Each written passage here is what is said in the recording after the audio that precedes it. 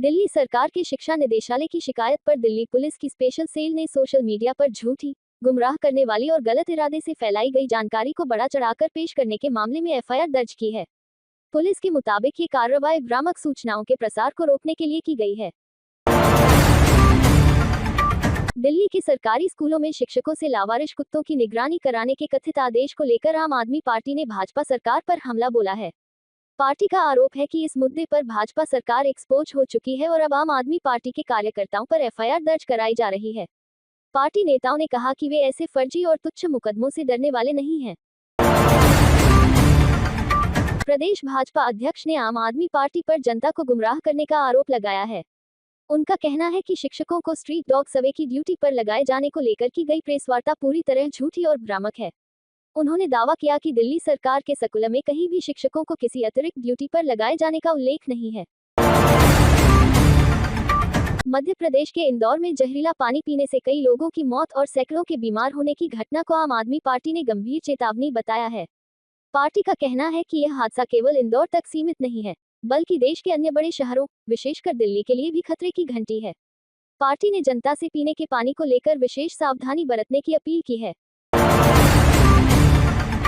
Major Dhyanchand stadium में दिल्ली सरकार और सुरुचि प्रकाशन के संयुक्त तत्वावधान में 3 दिवसीय दिल्ली शब्दोत्सव का शुभारंभ हुआ।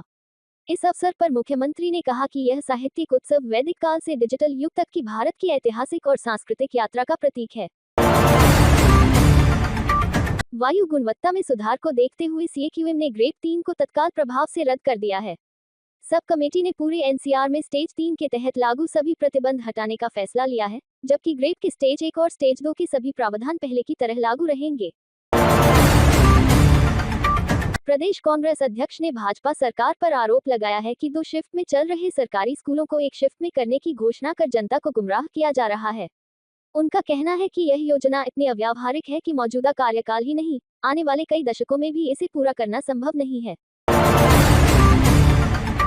शिक्षा निदेशालय ने पत्राचार के 10वीं और 12वीं के छात्रों के लिए प्री बोर्ड परीक्षाओं की तिथियां घोषित कर दी हैं। परीक्षाएं 7 जनवरी से 11 जनवरी तक होंगी और इनमें शामिल होना अनिवार्य होगा। परीक्षा के दौरान मोबाइल फोन और अन्य इलेक्ट्रॉनिक उपकरणों के उपयोग पर प्रतिबंध रहेगा।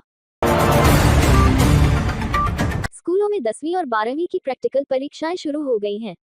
स्कूल अपनी सुविधा के अनुसार अलग अलग तिथियों पर परीक्षाएं करा सकते हैं, लेकिन इन्हें 14 फरवरी से पहले पूरा करना अनिवार्य होगा। बोर्ड ने स्पष्ट किया है कि सीबीएसई के बजाय बाहरी परीक्षक बुलाने पर परीक्षा रद्द मानी जाएगी। दिल्ली की हवा खराब श्रेणी में पहुंच गई है।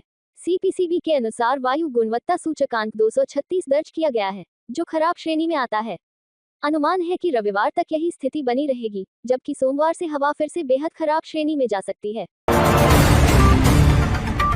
दिल्ली में हल्की धूप के बावजूद ठंड से राहत नहीं मिली है। मौसम विभाग ने अगले 2 दिनों के लिए घने कोहरे को लेकर येलो अलर्ट जारी किया है। इसके साथ ही न्यूनतम तापमान में और गिरावट आने की संभावना जताई गई है। घने कोहरे के कारण उत्तरी रेलवे के दिल्ली डिवीजन में रेल संचालन प्रभावित हुआ है। कुल 18 ट्रेनों को रिशेड्यूल किया गया, जबकि कई ट्रेनों की गति कम करनी पड़ी, जिससे वे अपने निर्धारित समय पर प्रस्थान नहीं कर सकी। दिल्ली देहात में चारागाह भूमि के प्रावधान को दिल्ली मास्टर प्लान 2041 में शामिल करने और गौवंश संरक्षण के लिए मुहिम तेज की गई है। इस संबंध में केंद्रीय आवास एवं शहरी विकास मंत्री से मिलकर मांग रखी गई है।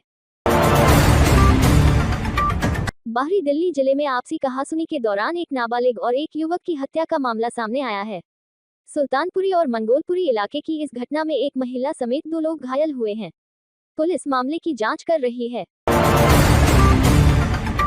आदर्श नगर इलाके में गाली गलौज करने से मना करने पर एक व्यक्ति की चाकू गोदकर हत्या कर दी गई। पुलिस ने इस मामले में एक नाबालिग को पकड़ा है। बताया जा रहा है कि आरोपी मृतक के घर के पास गाली गलौज कर रहे थे, जिस पर विवाद बढ़ गया।